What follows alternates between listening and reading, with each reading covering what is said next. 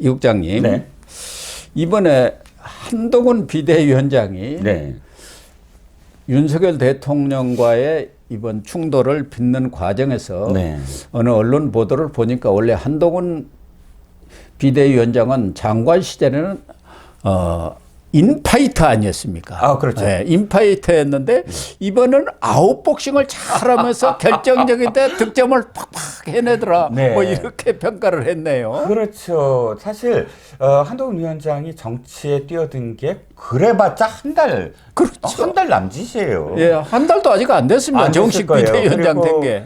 시작부터 여당 당대표잖아요. 시작부터. 예, 예. 무슨 뭐 정치에 보통 뛰어들려면 뭐 총선에 공천을 받네 마네 이렇게 지금 정치 초년병들이 해야 되는데 근데 일단 당대표가 되자마자 시작을 그렇게 하니까 정치인이 어떻게 돼야 된다 이런 얘기 없이 그냥 바로 시작을 했고 두 번째는 워딩들이 와, 이 사람 진짜 정치할 사람이었네 라고 예. 생각할 정도로 정돈됐잖아요. 예. 두 번째 정돈된 메시지라는 게 메시지가 관리되고 있고 두 번째는 뭐냐면 일관성이 있었다. 예. 그러니까 김건희 여사 문제도 그렇고 또는 뭐 다른 어떤 민주당과 관련된 문제도 그렇고 본인의 거취 문제에 대해서도 아주 일관되지 않습니까? 일관성 있게 한 번도 거기에 대해서 이랬다 저랬다 말 바꾸는 어떤 모습이 없었고 더군다나 이번에 대통령과의 어떤 뭐랄까요 뭐 약간의 우려와 그런 갈등 구조가 보였음에도 불구하고 이 문제를 적절한 순간에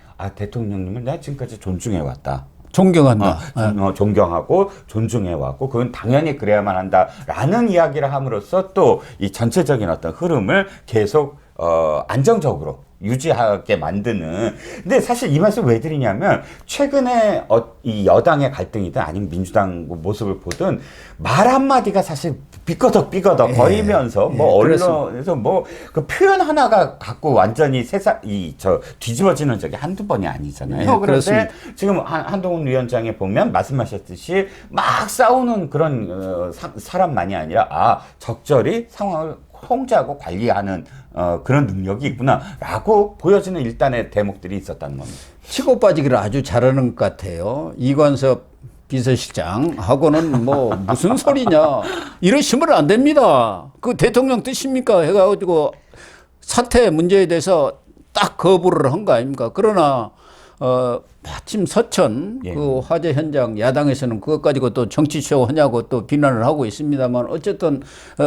윤 대통령 오니까 90도 폴더 인사하고 그 추위 속에 뭐 방위복 그것만 입고 15분간인가 또 서 있으면서 깍듯하게 예의를 갖추면서 그게 국민들이라든가 당원들 눈에도 대통령에 대한 그 권위를 손상시킬 생각은 전혀 없구나.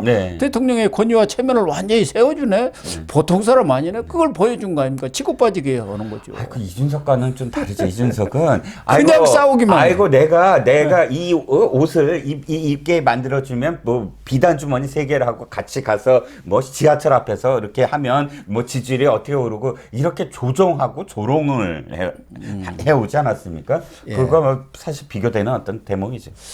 그러다 보니까 사실은 국민의힘 내에서 이 한동훈 위원장의 어떤 사람이랄까 우리가 흔히 말하는 계보라고 하지 않습니까? 네. 그동안은 뭐 친윤 비윤만 있었습니다만 이제는 친한계가 생겼다 이런 말도 나오는 것 같아요. 그렇습니다. 그런데 그건 있을 수밖에 없지 않겠습니까? 물론 호사가들의 입방아로 지금 시작이 된 것 같긴 하지만 중앙일보가 또 기사를 아주 자세히 썼더라고요.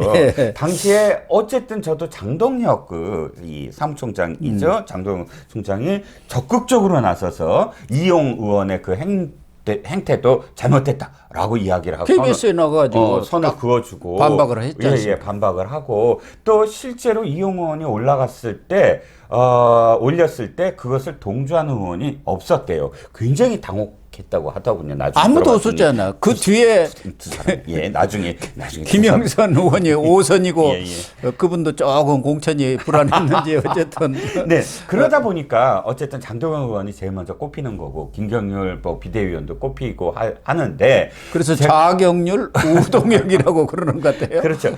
그런데 사실 이 한동훈 비대위원장이야말로 정치 쪽에 아무도 아는 사람이 없죠. 그렇죠. 그렇죠. 아무도 아는 사람도 없거냐. 그래서 빚이 없기 때문에 내가 공정하게 한다라는 게 이제 브랜드였고, 그런데 어찌됐든 한동훈 비대위원장도 예를 들어서 사명감 같은 게 있다면 이런 거 있지 않습니까?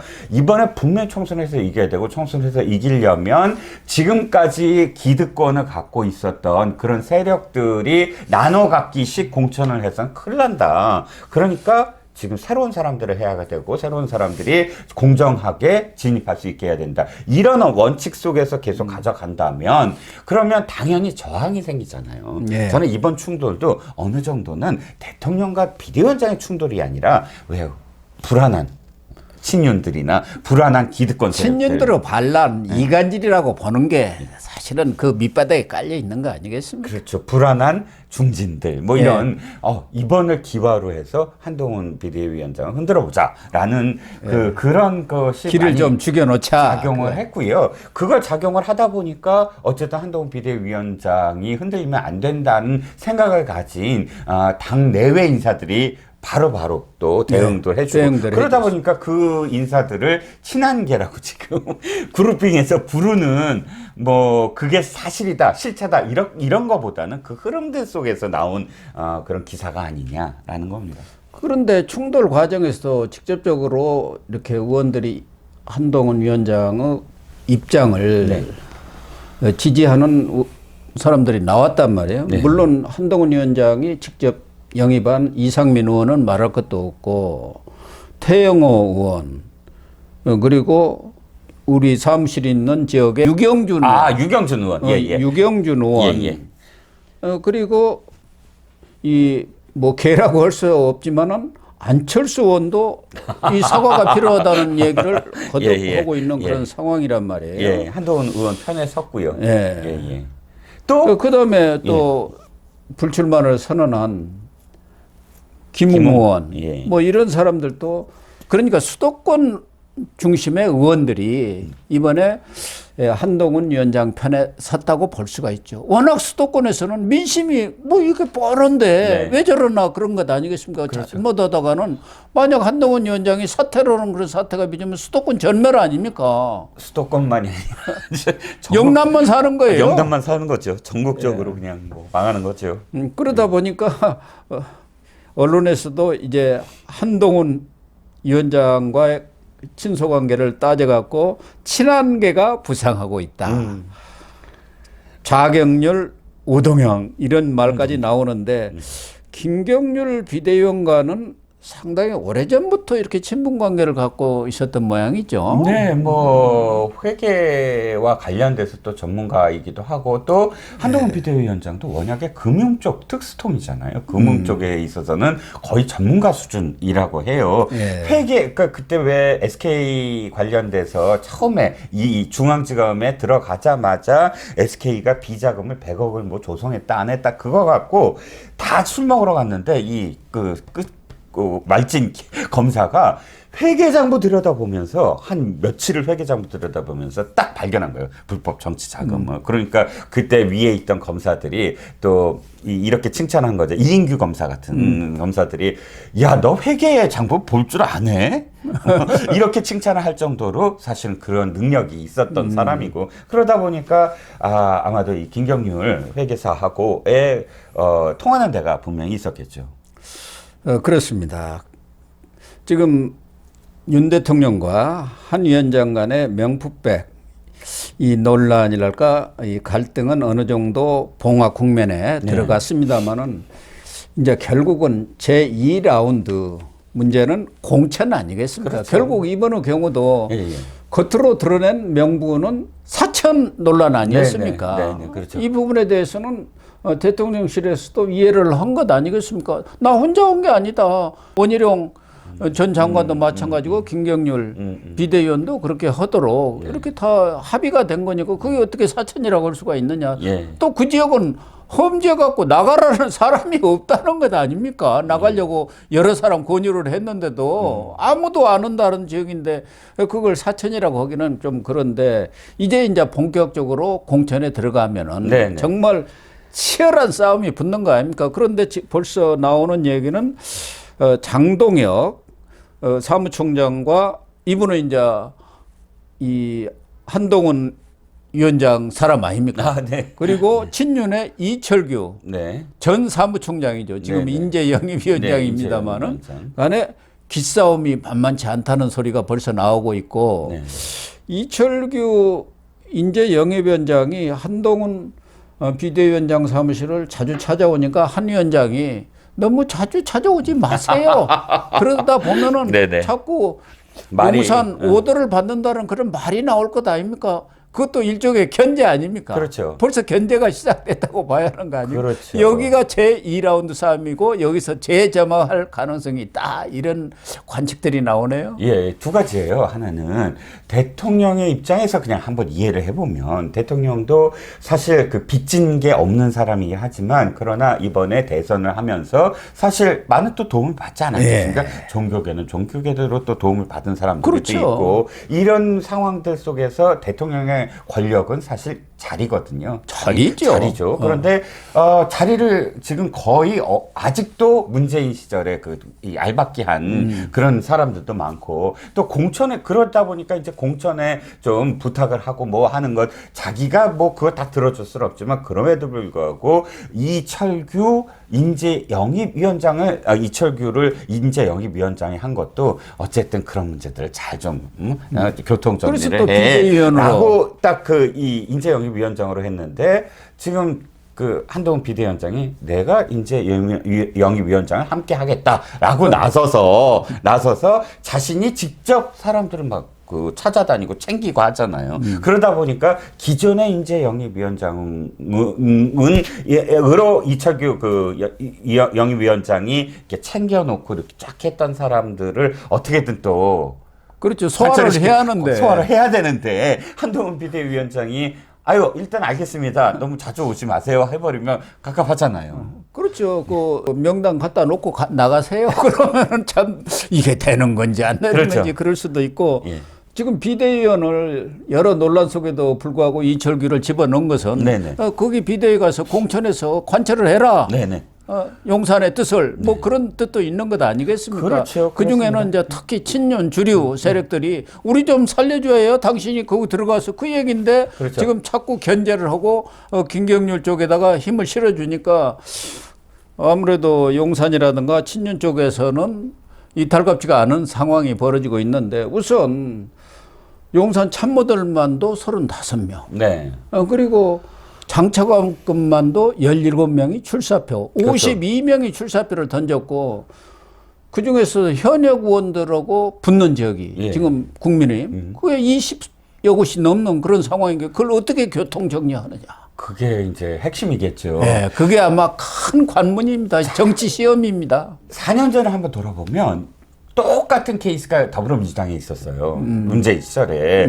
그러니까 그때 뭘 했냐면 양정철을 민주연구원장으로 네, 보냈고 네. 그 당시에 그 당시에도 50명이 그만뒀어요. 거의 50, 60명이. 실제로 이렇게 경선에 참여하거나 뛰어든 사람은 40명 가까이 되고요. 10명이 포기했는데 문제는 양정철이 이해찬 대표와 함께 그 문제를 연착륙시키는데 네. 큰 잡음 없이 그 과정을 겪었다는 겁니다. 이제 시작이 됐는데 과연 이런 완전히 뭐 또 서로 이렇게 그 잡음이 있고 막 그냥 부작용이 있지 않게 그 문제를 어떻게 연착시킬 거냐. 그리고 또 대통령실은 대통령실대로 아이고 험지에 나가거나 아니면 경선에 꼭 참여해 하면서 거리를 확실히 둬야 되고 실제로 어떻게 되든 간에 네. 이렇게 사실 잘 그 포장대로 또는 진심 어린 대로 계획이 딱 세워져야 되는데 지금부터 그게 될지 그게 이제 관건이죠.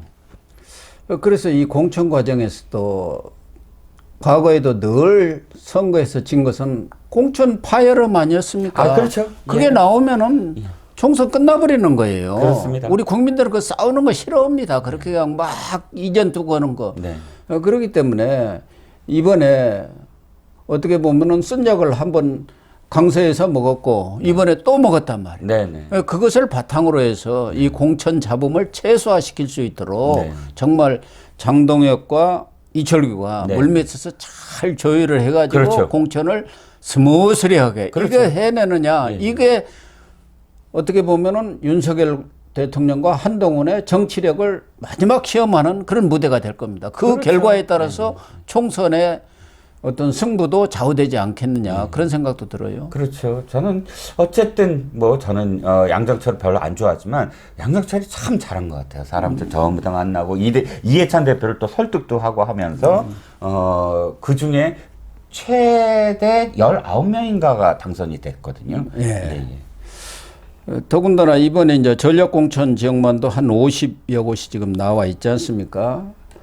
그리고 민주당만 하더라도 꽤 불출마 선언을 하는 의원들이 나오고 있는 상황인데 이쪽에서는 딱 2명 아닙니까? 네. 장제원하고 김웅. 김웅하고 예. 그 중진이라든가 또 이 지역에 안 나갈 뭐 비례들도 많이 있기 때문에 이런 불출마 선언도 좀 많이 해줘야 국민들이 물갈이가 제대로 되는 모양이다, 쇄신공천이 되는 모양이다 이렇게 하는데 다들 눈알만 굴리고 있지 않습니까? 그렇죠. 그렇죠. 뭐 나만 아니면 돼. 그러니까 나만 아니면 되죠. 하여간에 이 보수적 보면은 너무 자기 것을 안 내놓으려고. 네. 대의에 대해서 좀 자기 것을 어떻게든 지키려고 하는 거 이게 참 희생을 하고 헌신을 하는 그런 모습을 보여주지를 못해요. 그리고 꺼진 불도 다시 봐야 되잖아요. 예. 이인재, 뭐 김무성 이런 사람들이 또 나온다고 하니. 최경환은 또 어떻습니까? 그렇죠.